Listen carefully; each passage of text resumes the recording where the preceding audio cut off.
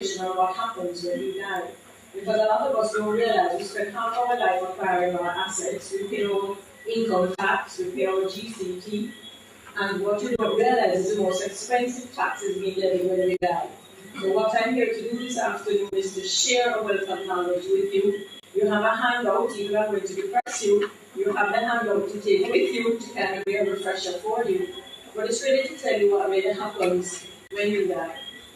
Now, all you will probably say, why do I need to plan my estate at all? There are two main reasons, if at least you hear this afternoon, we are not reminded. We want to try and minimize the taxes we have to pay on debt. Notice I did not say avoid it. What we want to do is to minimize it. Secondly, we want to avoid any complications that you may have created in your estate from being on your part. So let me start with the first objective. What are all these taxes you hear me talk about? Now, when we all die, we have to pay basically 4 death taxes.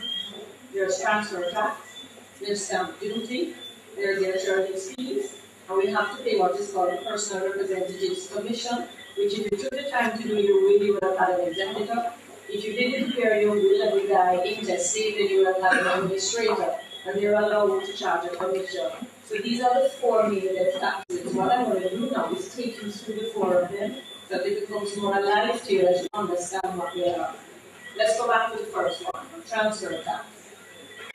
Once we die, we have to transfer our assets from ourselves to our loved ones. So what we did on the Transfer Tax Act was identify what we call transfer taxable assets.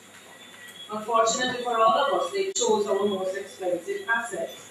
The very first one is real estate. So any real estate that you own not only in Jamaica, but overseas once you're a Jamaican by birth, you're going to pay transfer tax on it.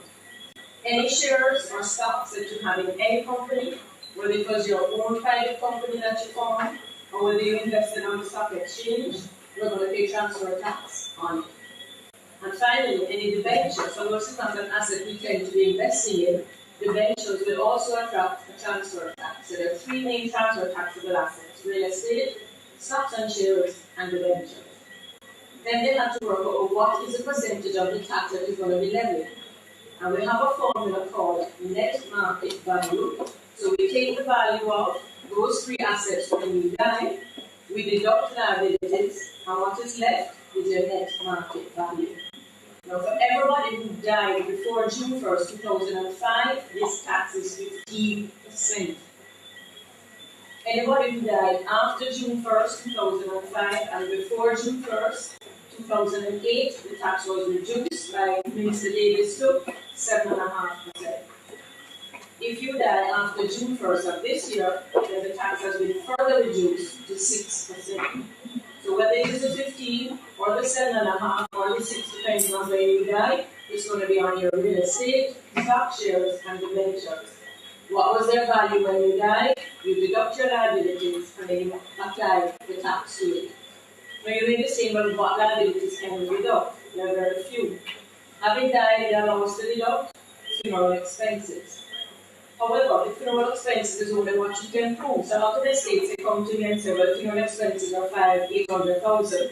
If all they have is receipts for 100,000, that's all I can deduct. Secondly, reasonable medical expenses. And you wonder, well, why the word reasonable?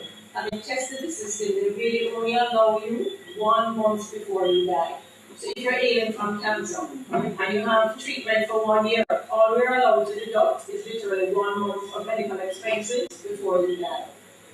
Finally, because the tax is being levied on real estate, they will allow us to deduct mortgages.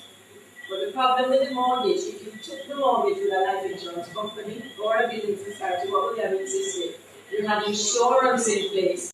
So even though you have died with a debt, guess what? The debt is being liquidated after your death. So we cannot turn around again and deduct it as a liability. So realistically, I'm really only looking at funeral expenses, 1 month of medical expenses.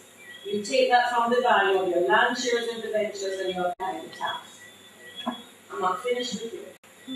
1 year after you have died, that figure, whatever it is, attracts interest. And the interest that's being levied is 6% and it is compounded. So if you take 10 years into the estate, it is 9 years of interest at the rate of 6%. But there is a fact. In relation to this transfer tax, you are allowed an exemption on one of your properties. And that one that you're allowed is really on what is known as your matrimonial home or principal place of residence. Now, I'm going to take you through quickly some history that has followed this particular development. You are only allowed to apply for that exemption if you are married and you are a husband and wife, and guess what? You own the property as joint tenants. So what that really meant is when the husband or the wife died, the property would pass to a surviving spouse, but it had to be principal place of residence, and if it was, and the government was satisfied that it was, then you can get this exemption of either the 15, the 7.5, or the 6. But it's smarter. What happens if you weren't married? What happens if you have other family members living with you? So we lobbied for amendments, and what they said is, okay, it doesn't really matter who owns the property, meaning could it have been the husband's name alone, could it have been the wife's, could it have been the husband and wife, but not as a joint tenant, it could have been